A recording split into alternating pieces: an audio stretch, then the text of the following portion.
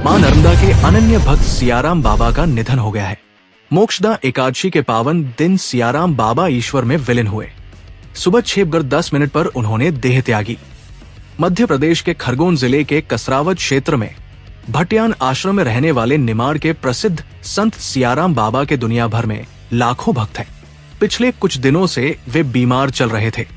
बीते 3 दिन से आश्रम में एकत्र भक्त उनके स्वास्थ्य के लिए जाप कर रहे थे और भजन गा रहे थे। मुख्यमंत्री मोहन यादव के निर्देश के बाद डॉक्टरों की टीम उनके स्वास्थ्य पर लगातार निगरानी रखे हुए थी। उनके निधन की खबर के बाद बड़ी संख्या में भक्तों के आश्रम पहुंचने का सिलसिला शुरू हो गया है। प्रशासन ने अपील की है कि अंतिम दर्शन के लिए धैर्य बनाए रखें। संत सियाराम बाबा ने नर्मदा किनारे अपने आश्रम बनाया। बताया जाता था कि उनकी उम्र 100 साल से ज्यादा थी। बाबा ने 12 वर्षों तक मौन भी धारण कर रखा था।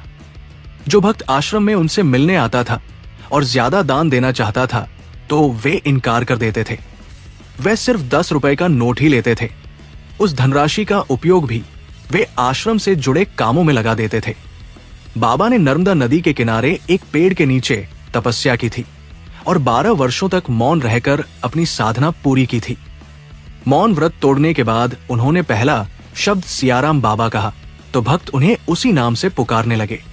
हर माह हजारों भक्त उनके आश्रम में आते हैं। चाहे कड़ाके की सर्दी हो या फिर झुलसा देने वाली गर्मी, बाबा हमेशा सिर्फ एक लंगोट में ही रहते थे। भक्तों का कहना है कि उन्होंने कभी भी बाबा को लंगोट के अलावा किसी और कपड़े में नहीं देखा। कहा जाता है कि बाबा ने 12 सालों तक खड़े होकर तपस्या की और योग साधना के दम पर खुद को हर मौसम के अनुकूल ढाल लिया है। अल सुबह नर्मदा नदी में जाकर पूजा करना और दिन भर रामायण की चौपाई का पाठ करना उनकी दिनचर्या थी। सियाराम बाबा का चाय और केतली वाला किस्सा लोगों के बीच काफी प्रसिद्ध है। भक्तों का कहना है कि बाबा जब भी लोगों को चाय देते हैं तो उनकी केतली की चाय कभी खत्म नहीं होती। कुछ साल पहले सोशल मीडिया पर बाबा के चमत्कार का एक वीडियो जमकर वायरल हुआ था, जिसमें वे बिना माचिस के ही दीपक जलाते हुए दिखाई दे रहे थे।